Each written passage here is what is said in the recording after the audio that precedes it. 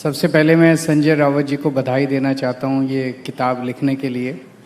इसमें फैक्ट्स भी हैं बहुत सारे और बहुत इमोशनल किताब भी है, तो जो लोगों ने नहीं पढ़ी है वो ज़रूर इसको पढ़िएगा।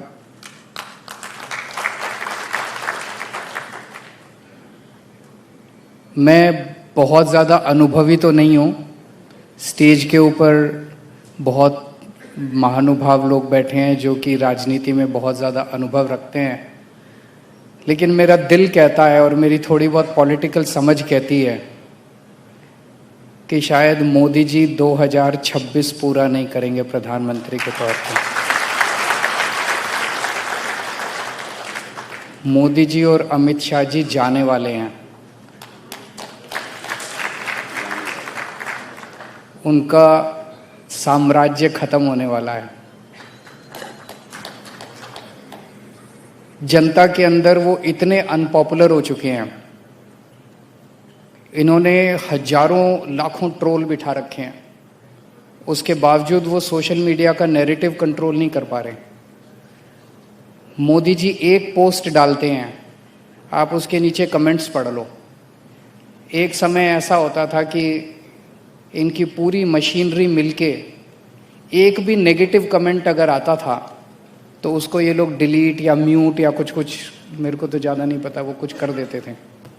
अब तो पूरा का पूरा मोदी जी एक ट्वीट करते हैं, नीचे सारी गालियां ही मिलती हैं उनको और कुछ नहीं होता उसके अलावा। एक समय था जब मोदी जी के खिलाफ कोई मीम बना देता था तो उसको जेल हो जाती थी। अब इतने मीम बन रहे हैं तो किस किस को जेल में डालेंगे मोदी जी।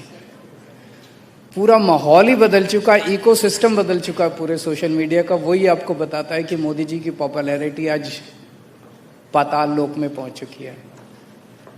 इस पूरे सिस्टम की पॉपुलैरिटी, इसकी पूरी क्रेडिबिलिटी इनकी खत्म हो चुकी है। एक प्रश्न ये उठता है, फिर चुनाव कैसे जीत रहे हैं? चुनाव बेईमानी से जीत रहे हैं।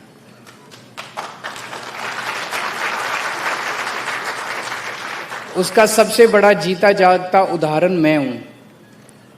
मैं नई दिल्ली विधानसभा से चुनाव लड़ा।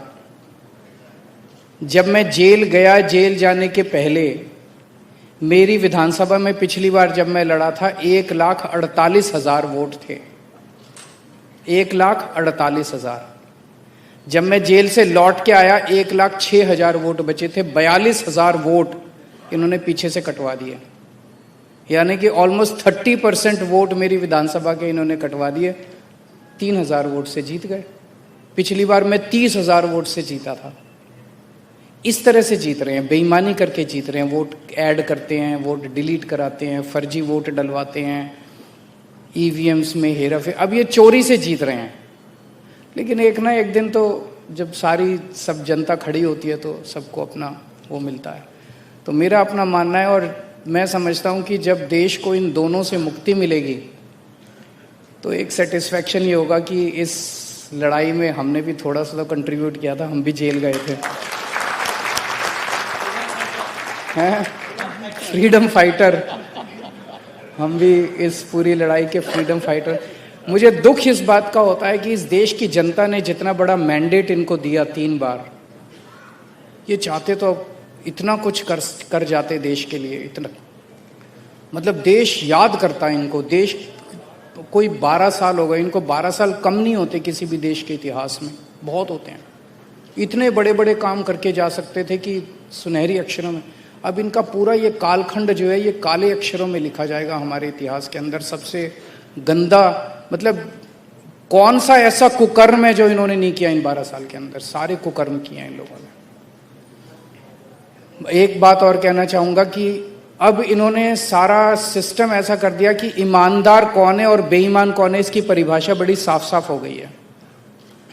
जो ईडी के डर से बीजेपी में जाए वो बेईमान है और जो ईडी के डर से जेल में जाए वो ईमानदार है।